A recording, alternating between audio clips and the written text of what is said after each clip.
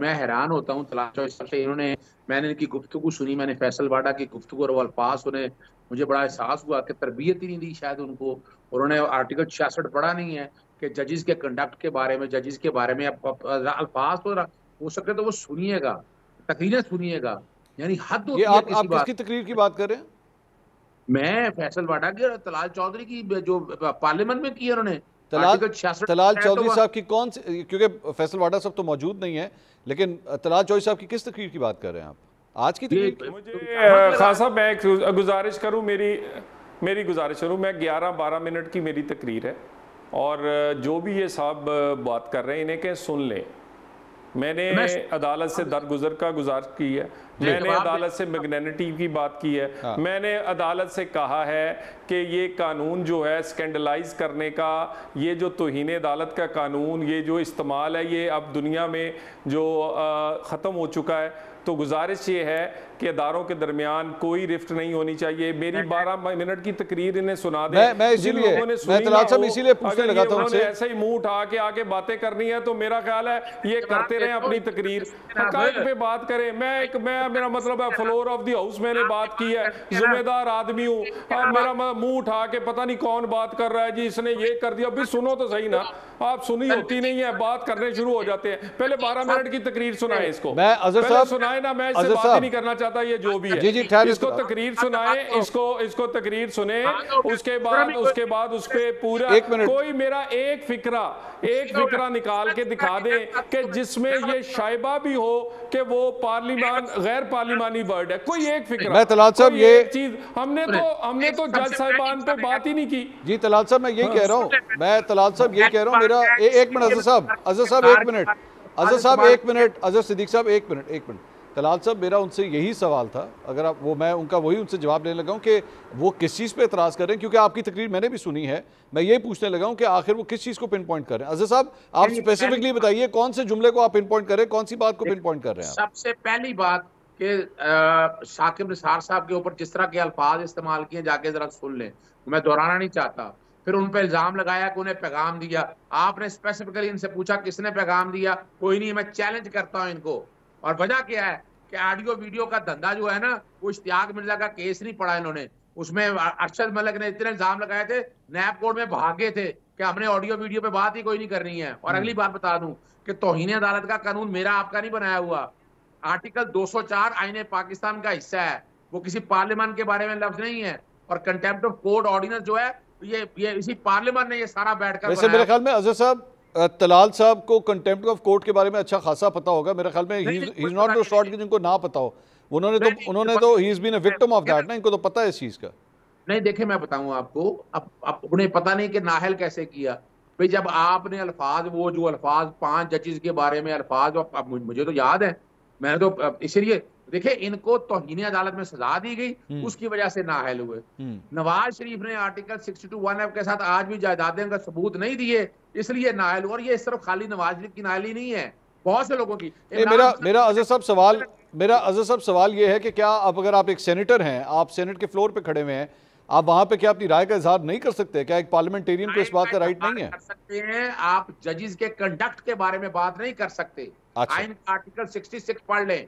और मैं बाकायदा मैंने फैसल वाडा की सारी तकरीर का ट्रांसक्रिप्ट तैयार कर लिया है। तलाल चौधरी साहब की अपनी जो तकरीर है उसका ट्रांसक्रिप्ट मेरा तैयार हो रहा है। मैं यकीनन मैं बाकायदा स्पीकर को लिखूंगा पहले, और उसके बाद ये तौहीन अदालत का वाज़ेह तौर पर ये बनता है कि इनको देखें जो मर्जी करना हो, ये सियासी गुफ्तगू बैठ के जजेस के इस वक्त अगर आप मिसाल के तौर पर अगर इस्तेमाल हो रहे हैं, फैसल वाडा साहब ने अगर एक प्रॉक्सी के तौर पर अगर वो कोशिश कर रहे हैं, जिस तरह के डॉक्यूमेंट लेकर आते हैं, जिस तरह की इंफॉर्मेशन है, और सारी इंफॉर्मेशन झूठ पर मबनी थी। चले मैं तलाल साहब को एक मिनट, तलाल साहब का पॉइंट ऑफ व्यू तो सुने ना। तलाल साहब आप इस पे क्या? मेरी गुजारिश सुने, ये जो भी साहब हैं इन्हें कहें मुझे ये बता दें कि जिस फिक्रे पे मैं नाअहल हुआ था वो क्या फिक्रा था। चले ये बता दें मुझे। बताएं जी सर। देखिए आपने 5 जजेस के बारे में क्या लफ्ज किए थे, याद है आपको? मैंने कहा ही नहीं 5 जजेस। ओहो, ये आप छोड़ दें इस बात को। आप बैठ के ना, यानी आप भाई बात का मेरे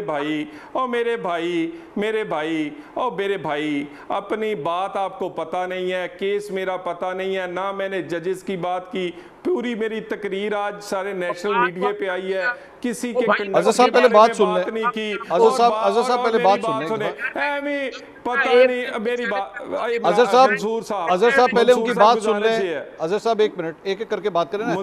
अभी तलाल साहब की बारी है, पहले उनकी बात सुन लें। जी तलाल साहब। मंसूर साहब, गुजारिश ये है, मेरा केस मैं फाइल इन्हें भेज देता हूँ, पढ़ के मेरे से बात कर ले, मेरी तकरीर दे। चले मेरे ख्याल में इससे आगे चलते हैं ना तलाल साहब, इससे आगे चलते हैं। गुजारिश सुन ले मंसूर साहब, मेरी गुजारिश सुन ले। जी बोलिए मेरी बात, ऐसे बंदों को बुलाया करें जो जिम्मेदारी से बात करें।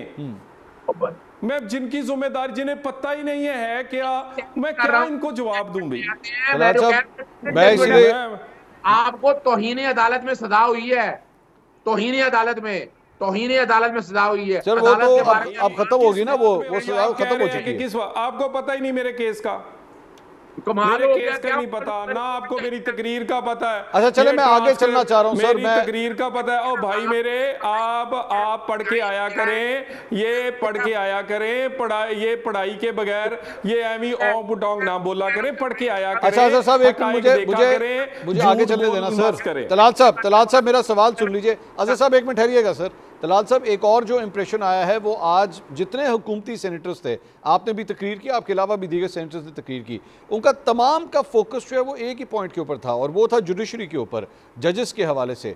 ये ऐसा क्यों था कि सब ने एक ही राइम करके जो है वो एक ही टॉपिक के ऊपर बात की? देखें, मैं तो इससे मुतासर हूँ, मैं रिसीविंग एंड पे रहा हूँ, ठीक है, और मैंने अदालत से रिक्वेस्ट की है कि पूरी दुनिया में स्कैंडलाइज करने का ये कानून अदालत को और अदलिया को ख़त्म हो चुका है, अब कोई इस्तेमाल नहीं करता मुहज़्ज़ब दुनिया में। और मैंने गुजारिश की है चीफ जस्टिस साहब से और अदालतों से कि आप भी रिस्ट्रेन और मैग्नेनिटी, और ये वो असूल हैं जो हर जज साहब के लिए और अदालत के लिए हैं, आप भी ये अपनाएं। अगर आप बड़ा दिल, आपको तनकीद से नहीं बिल्कुल भी घबराना चाहिए, और ऐसी कोई बात, और हम नहीं चाहते कि अदारों के दरमियान कोई चीज़ हो। और मैंने कहा है कि पार्लियामेंट तो अदलिया के पीछे खड़ी है, हम आपके मुहाफ़िज़ हैं, हम ना आपकी तहरीकें चलाते हैं, हम आपके लिए अच्छी कानून साजी करते हैं ताकि आपको तहफ़्फ़ुज़ मिले। हमने तो आपकी दी हुई सज़ाएं जो कि हम समझते थे कि ठीक नहीं है, वो तौहीन अदालत की हो या फांसी की हो, हम फंदों से झूल गए हैं, लेकिन हमने सर नहीं उठाया और नहीं उठाएंगे। लेकिन इस वक्त पाकिस्तान में माहौल ऐसा नहीं है कि अदारों के दरमियान कोई रिफ्ट नजर आए। हम पाकिस्तान में इन्वेस्टमेंट आनी है, पाकिस्तान में इस्तेकाम आना है, पाकिस्तान की मईशत से लेके गरीब की रोटी तक इस्तेकाम से जुड़ा हुआ है। मैंने तो ये गुजारिश की है।